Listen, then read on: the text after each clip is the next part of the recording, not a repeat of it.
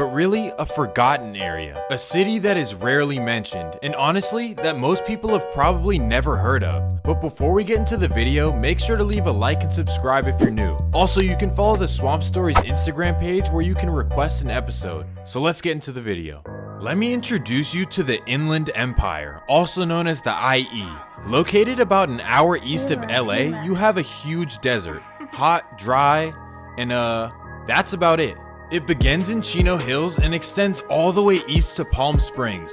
Then it extends all the way down to Temecula. The area is huge. In fact, the IE is larger than 10 states. It also has a population of just under 5 million people. That means that the IE has more people than 25 US states. So why is it that no one really knows about it? Well, there are two main reasons. The first reason is because it's overshadowed by LA. Everyone knows about LA and tourists come from all over the world just to see it. But no tourists go to California to see the Inland Empire. Now, I don't have anything to prove this, but I'm pretty sure no one has ever said these words before. Ooh, let's go visit the IE. Well, that's because there's really nothing special about it, and honestly, it's undesirable, other than Palm Springs, if you even count that. But there's another reason people avoid the IE, and that's crime. But it's really one city in particular. Welcome to San Bernardino, the Stockton of Southern California. And before you go, oh come on. No, seriously, San Bernardino is rough. Like even worse than Stockton, and also even worse than South Central, Inglewood, and Long Beach. Don't believe me? Let's compare the statistics. In 2019, San Bernardino recorded a homicide rate of 21.2. That's double the rate of Stockton, which came in at 10.8. And it's triple the rate of Long Beach, which came in at 7.3. And for Inglewood, well, get ready for this one. It's 10 times higher than Inglewood, which recorded a rate of just 1.8. That's even lower than Seattle and San Diego, the two cities that do not appreciate Swamp Stories. Well, anyways, the point is that San Bernardino is serious. It's really like that, but it wasn't always like that. In fact, once upon a time, it was the suburbs. In 1976, it was rated in the top 10 best cities to live in. It was a quiet middle-class city, but everything changed in 1990 because that's when the railroad and Air Force Base closed. Tens of thousands of jobs were lost, causing many to move and others to foreclose their homes. So the price of homes became extremely cheap. You could buy a decent house for just under $100,000. And for many residents of South Central, Compton, and Watts, this deal was just too good to pass up on. On top of having a cheap big home, you could escape the crime-infested areas as well. You could raise your kids in a new environment. So thousands of people moved out to San Bernardino, but when they got there, they didn't fully realize what they had gotten themselves into. A declining city with no industry, like 0 jobs. Okay, that's an exaggeration, but it was McDonald's, the post office, or mopping floors. Sadly, this led to the same issues they had seen back in South Central, and San Bernardino began having quite the reputation of its own. One thing it's known for is the Blade. In LA you have Figueroa, but in San Bernardino, you have G Street. There are all kinds of videos on YouTube about G Street. You guys should check them out. But that's only after you finish watching all 22 episodes of Swamp Stories, right? But also like LA, San Bernardino is split up by neighborhood and colors. So in this video, we're going to break it all down. San Bernardino is crazy, but before we get into it, let me run the intro.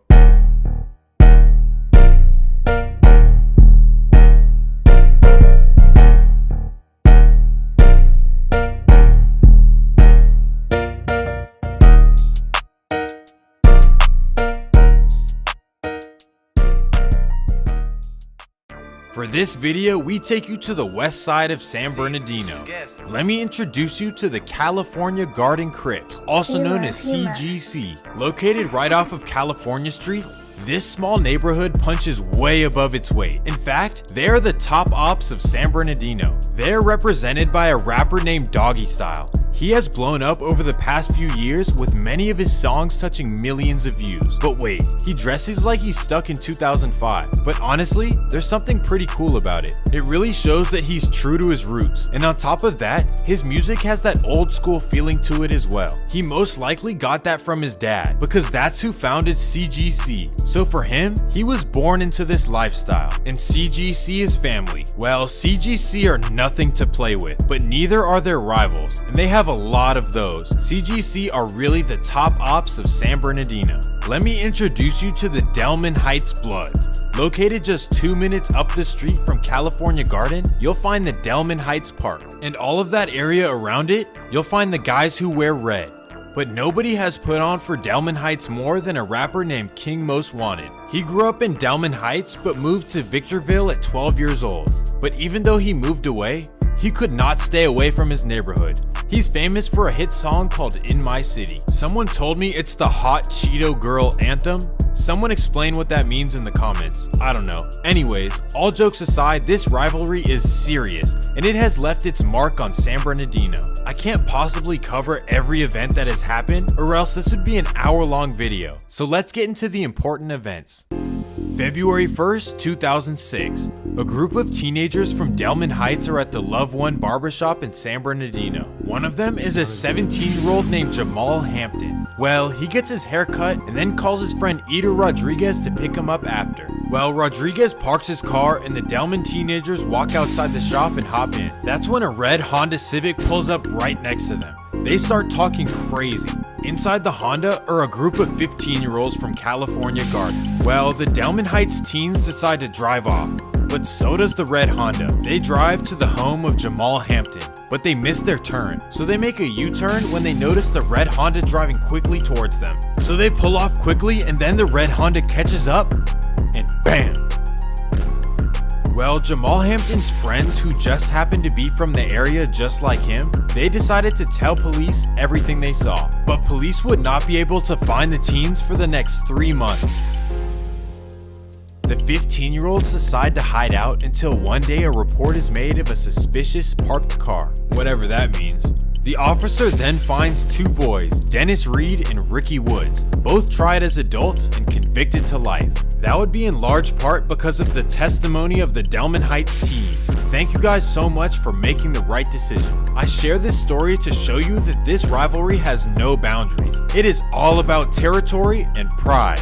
So let's fast forward to more recent times in San Bernardino. Well, events like this previous one made California Garden the most feared in the city. They were out there wreaking havoc on anyone who got in their way. They expanded to over 200 plus members, including as young as 12 years old up to 50 years old. But let's fast forward to 2011, a bad year for California Garden. The city of San Bernardino decided that enough was enough, and they were in over their heads. It was going to take more than local police to stop these guys.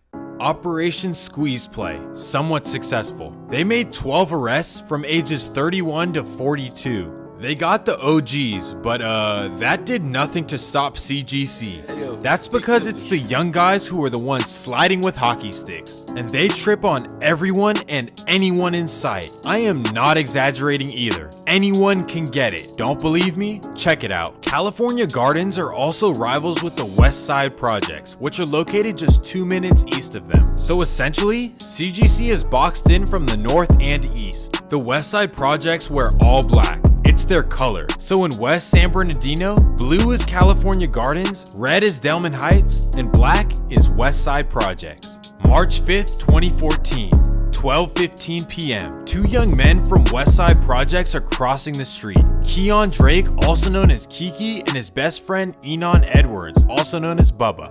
Well, when they cross the street, a car approaches, and bam! The aftermath. Here is where things get interesting. Driving the car was a CGC named Trevon Venable, also known as Trock, or T-Rock, one of the two. And in his passenger seat was his friend Elgin Johnson, also known as Mongu. Well, right after it happened, Mongu would go on Facebook and post about it. He would brag that he was the one who did it. Still, there would be no investigation on him, and it would stay that way for 3 months. May 24th, 2014. A CGC associate would be driving, and then he would change lanes without using a signal. Unfortunately, the police were right behind him, so he would get pulled over, and they would search the car and find a BAM machine. Can't believe I just said that. Anyways, in California, that's very against the law, but police would offer him a way out of it. They said, "Hey, do you know anything about what happened on March 5th? He would say, "Yes, I actually was right there when it happened."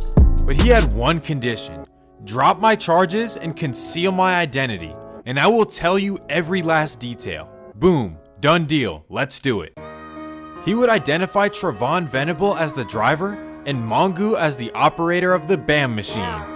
He would say that it looked and sounded like a deuce-deuce, and that right there is a DP off the rip. Well, it got the job done regardless. Anyways, police would have him text Mongu and ask him if he did it and why. Mongu would reply, yeah, I did it, and I did it for California Gardens. And boom, that's all it took. M1 with an enhancement added to it. He is now serving 129 years. And for Trevon, he is serving 40 years. I wish I could tell you guys who said all the information, cause I usually do on Swamp Stories, but in this case, his identity is hidden. Continual events like this are what got San Bernardino to call up the FBI once again. They needed another attempt to stop California Gardens. This would come after a wild string of events. March 14th, 2016. Middle schoolers Terrence Spears and his cousin Jason Spears would walk into the Circle K gas station on a Sunday afternoon. Just kids being kids going in to get some snacks. Well, Terrence goes inside the store and 12-year-old Jason waits outside. That's when a car pulls up and BAM! This event shook the community to say the least. A 14-year-old survived, but his 12-year-old cousin didn't make it. Well, tonight, friends and relatives held a vigil outside the Circle K store on Highland, where it all happened. 14-year-old Terrence Spears needed help to stand. Jason is seen on the right of this picture, Terrence on the left. I still can't believe that he's gone. He was like a brother to me. Overcome with grief, Jason's mom collapsed when she saw the candles and flowers for her son. Why? Why is he dead? Why did that happen? Many neighbors voiced that same concern. These last two weeks, especially this last week, there was 4 shootings within 7 days. We have to take our son to school, to the bus stop, walk him back. He can't even be a kid anymore. These kids can't be kids anymore. San Bernardino police admit there have been problems recently with street gangs, so they've stepped up enforcement with 8 extra officers on duty just last night. It affects everybody. You hear the word 12 years old, and you know that it's a kid. And these kinds of things would continue happening at the hands of CGC. A 17-year-old CGC member, Billy Ray Duncan, would go crazy. He was a San Gregorio high school student, but after school, his life was wild. July 20th, 2016. Billy will be driving around San Bernardino when he sees a 20-year-old girl named Jemiah Trammell. Without hesitation, BAM! Then, just 3 weeks later, Billy would be back for more. August 10th, 2016. Billy would be at the intersection of Mount Vernon Ave. He would spot a 28-year-old named Alejandro Herrera. Without hesitation, BAM! So after all this, the FBI would step in and handle it. Operation No Boundary, November 14th, 2016. The FBI would arrest 43 CGC members and tie them to everything that happened. They really did a great job, I can't even lie. And this would be the end of CGC, right? Right? No, not at all. In fact, things seem to only get worse. There are dozens of events that took place over the next couple years, but one stands out more than any other. March 4th, 2020. A 15-year-old father named Devontae Washington gets in an altercation at school. Then it would take a left turn and BAM! Teenagers sit on the curb in tears. They set up candles outside the crime scene. Shot and killed inside of it Wednesday afternoon, their friend and fellow classmate, Devontae Washington.